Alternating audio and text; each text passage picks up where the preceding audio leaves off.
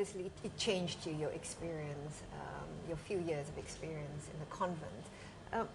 What then happened to your desire to know God? And I mean, did you actually put you off religion? Yes, it did. For about 13 years, I wanted nothing to do with religion ever again. I used to look at people reading books about religion on the train and shudder. Never did I think that I'd be writing some of these books. But I had a series of career disasters. My plan was to become an English literature professor teaching in a university, but I failed my PhD with great scandal at Oxford.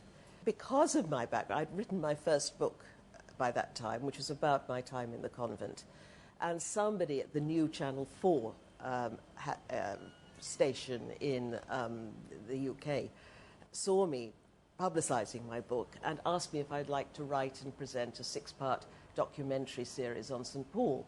What was your reaction? Of course. I mean, I was unemployed. I mean, you didn't think, oh God, it's religion. I thought, look, beggars can't be choosers. And I was working with an Israeli film company in Jerusalem, and that changed things for me considerably. For one thing, I was having to learn a lot of history at the time, but I also got to know about Judaism and Islam. I knew nothing about Judaism. I thought of it simply as a sort of prelude to Christianity, and I'd never given Islam a thought. But when you're in Jerusalem, where you see the presence of these three faiths is very strong, and they're jostling sometimes uneasily at the same sacred sites, you realize not just the differences, but also the connections between them. Karen's spiritual search became a quest that gave birth to many books. Her first book, Through the Narrow Gate, published in 1982, wrote about her experience as a nun and her disappointment in the religion that was taught to her.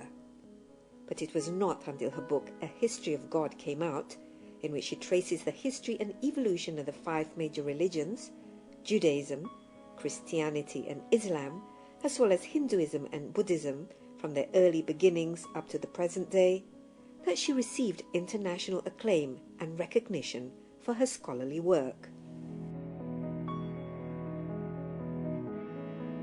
But then why did you write History of God? Well, it was after the television career collapsed, and I was walking up the street, my long and gloomy street, thinking, I've spent 3 years doing work on the Crusades, which is a really quite depressing subject because there's all this hatred and violence and rage.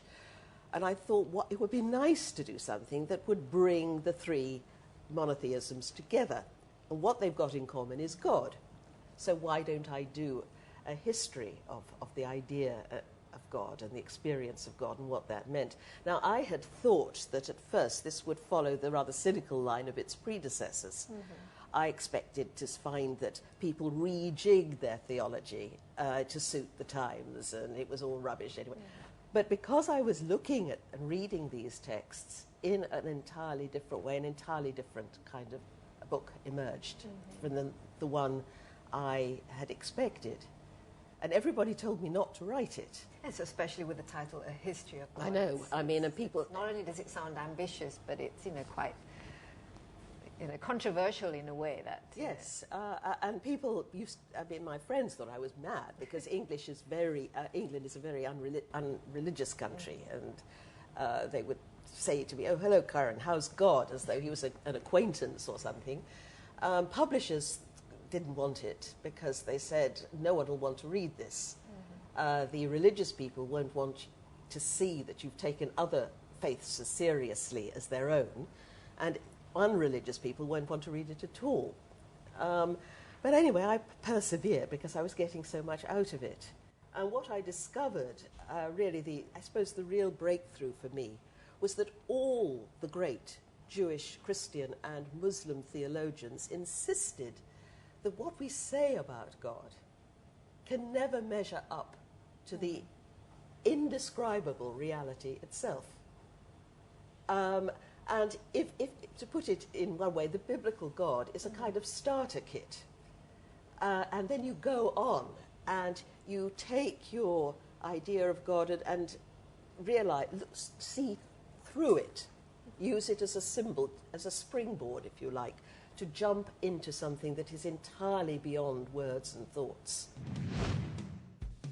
Karen Armstrong's concern for ongoing religious intolerance and conflicts happening in many parts of the world is reflected in her writings, as well as her public speeches and lectures across the world.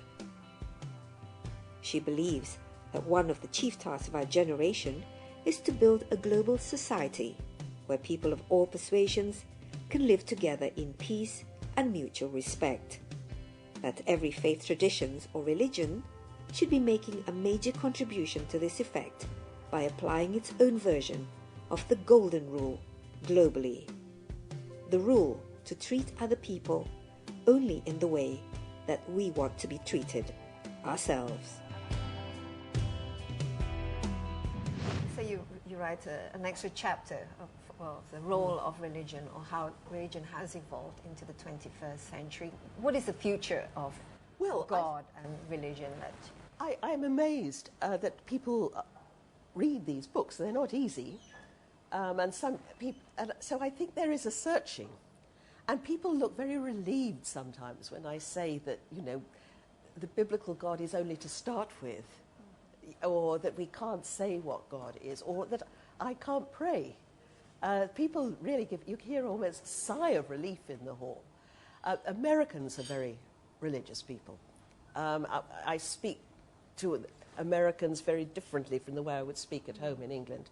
In England, people think it's frightfully interesting what I'm saying, but I might be talking about the mores of some ancient Polynesian tribe, No relevance. No, it's fascinating stuff, they'll say, but the Americans, it means something to them, it hits them there. But I think there is a hunger out there, and I think the fact that people are reading might show that there's people out there are searching, and that's a good place to be in.